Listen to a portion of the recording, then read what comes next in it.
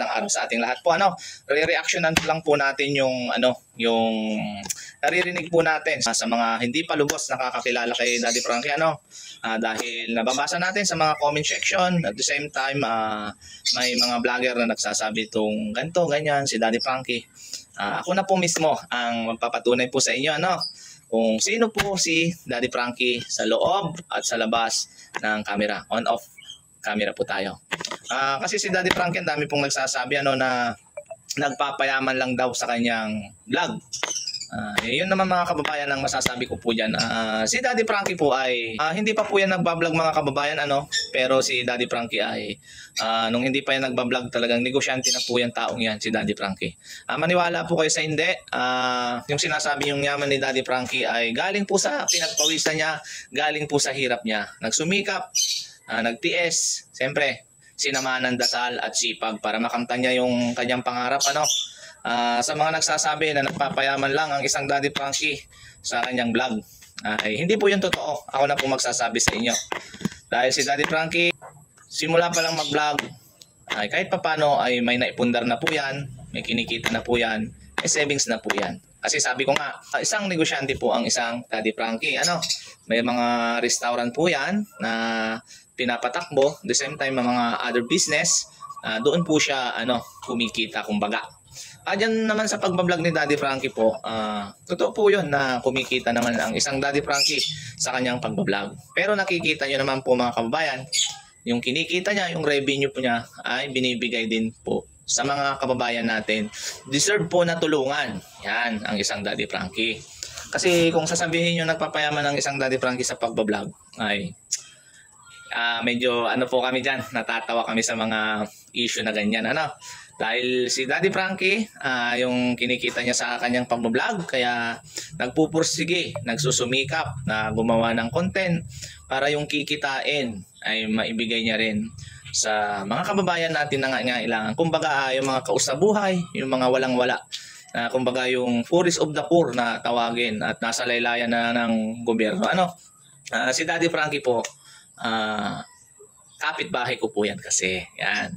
Bago po kami yan magsama ng Daddy Frankie ay kilala ko na yan. Mas alam ko yung buhay niya kaysa yung nagsasabi dyan na nagpapayaman ang isang Daddy Frankie sa kanyang pagbablog. Yun. Kaya medyo naano ako doon, kaya nagsalita po ako para makita nyo rin. Kasi si Daddy Frankie po ay bukas na aklat po yan kumbaga, bukas na aklat yan si Daddy Frankie. Marami rin nakakaalam kay Daddy Frankie na ganito ganyan ang buhay.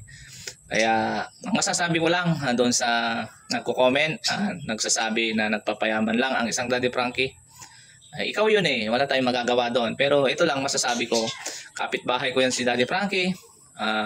Bagkos hindi ko yan nakasama pa ng matagal sa team, pero dati na po rin akong nagbablog.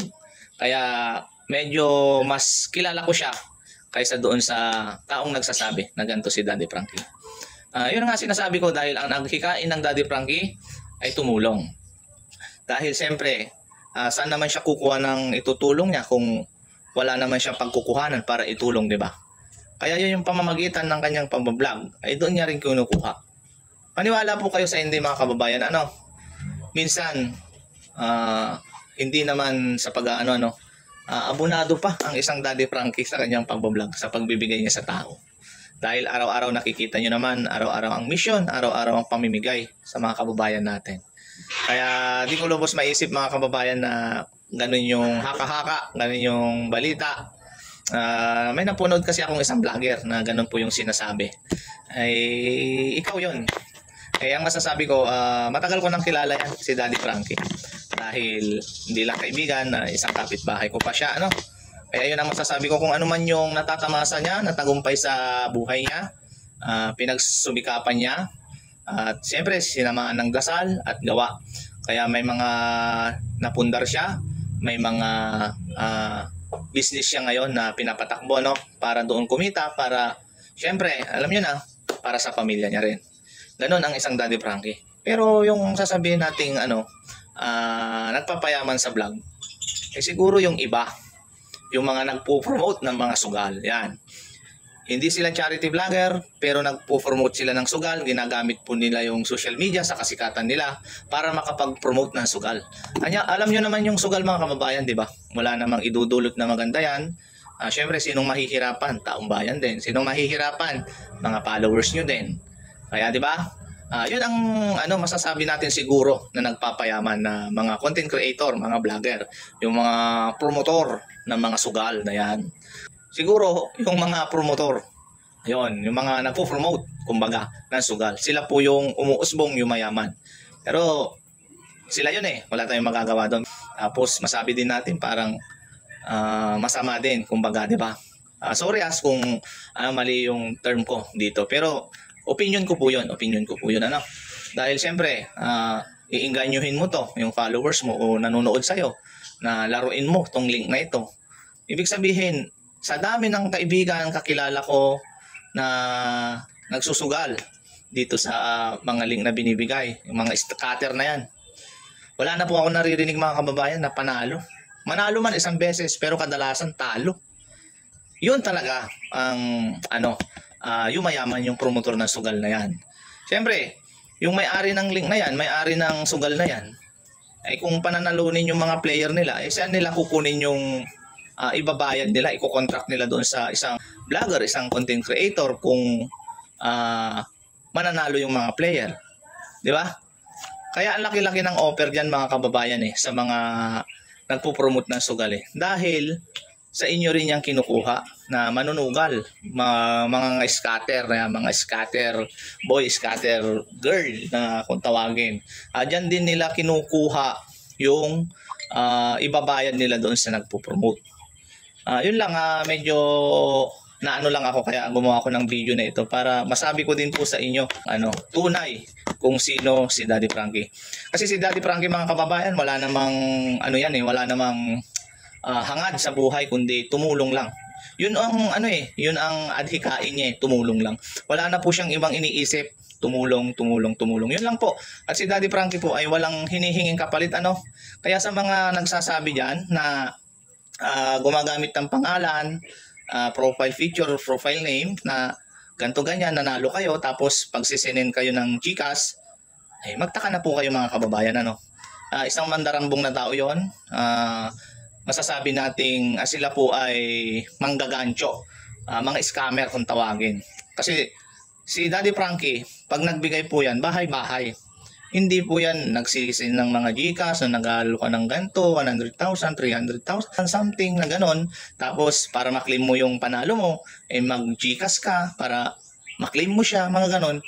Ay kung gusto nyo makasigurado mga kababayan, kasi paulit-ulit naman na nire-remind ni Daddy Frankie, paulit-ulit naman siyang gumagawa ng videos na para ipaalala itong mga bagay na ganito. Siguro gawin na lang natin mga kababayan, tawagan po natin kung sino yung nagsasabi na nanalo po kayo, to make sure, to prove na yung nagsasabi po sa inyo nang nanalo kayo ay kung sino yung muka. Tawagan nyo na lang. Ipo-prove nyo kung si Daddy Frankie nga iyon o hindi. Yun lang yung masasabi ko mga kababayan. Huwag tayong basta-basta maniniwala. Siyempre, suportahan natin yung mga legit na page natin. Si Daddy Frankie ngayon, mga kababayan, yung followers niya sa Daddy Frankie Official ay nasa 7.8 million na po. Tapos yung YouTube niya, 1.3 subscribers na po siya. Yun na yung mga legit na nila, page and YouTube nila. Doon po tayo maniwala. Ayun po yung tangkilikin natin. Huwag doon sa mga fake. Lalong-lalo na po yung mga huwag natin suportahan mga kababayan, yung mga magnanakaw po ng videos ni Daddy Frankie. Gagamitin nila, lalo na yung pamigay pera, serye ni Daddy Frankie na gagamitin nila para makapang-scam sa mga taong bayan. Medyo masamang gawain. Babala din po ito sa mga content creator na kagaya namin, mga vlogger, na lumaban po tayo ng patas. Huwag po tayo magnakaw ng video. Gumawa po kayo ng sarili nyong video. Mas mabuti siguro, kasi hindi nyo rin mapapakinabangan yan mga kababayan Pag nasilip po namin yan, pwede kayo sa YouTube, may strike kayo. Dito sa Facebook page naman, pag nasilip po namin yan, na wala po kayong pahintulot na kunin yung mga videos ni Daddy Frankie, may strike din naman po kayo. So hindi nyo rin pakikinabangan yan. So sayang lang din yung pagod nyo. Kaya lumabang lang po tayo ng patas mga kababayan. Kung gagawa tayo ng sarili nating content, mas bibiyayaan po tayo, no? Dahil alam nyo naman, ang pandarambong, pandaraya, pagnanakaw, ay masama po yan sa mata ng Panginoon natin. Ano? Gumawa na lang po tayo ng sarili nating video para syempre mas tangkilikin tayo ng taong bayan. At the same time, yung blessing na darating po sa atin ay tuloy-tuloy. Hindi pansamantala na kita, kundi pansamantagal na kitaan, ibig sabihin. Ganun lang yung po mga kababayan. Kaya sa mga kababayan po namin na naniniwala sa amin bilang isang team ng Daddy Frankie, ang inyong lingkod po si Boss Tax. Maraming salamat po sa laging nakasuporta sa mga kababayan namin nagmamahal sa amin, sa mga yumayakap sa amin. Yan. Hindi po matapos-tapos ang pasasalamat po namin sa inyo. Yung mga totoo na nakasuporta sa mga programang ginagawa ni Daddy Frankie. Siyempre, pasasalamatan ko na rin po yung mga kababayan natin na nandiyan na nakasuporta sa YouTube channel ni Daddy Frankie. May premiere po siya na sa YouTube channel niya, Daddy Frankie, 7:08 po ng gabi. Para mas updated po tayo at doon po natin mapapanood yung mga programang ginagawa ni Daddy Frankie. Yun mga kababayan, hindi ko na po masyadong hahabaan. Yun lang mga kababayan, lagi nyo po kami suportahan sa araw-araw namin ginagawa, sa araw-araw po naming misyon. At syempre, lagi po natin sinasabi, mag-ingat po tayong lahat. Mahal na mahal namin po kayong lahat. I love you all mga kababayan.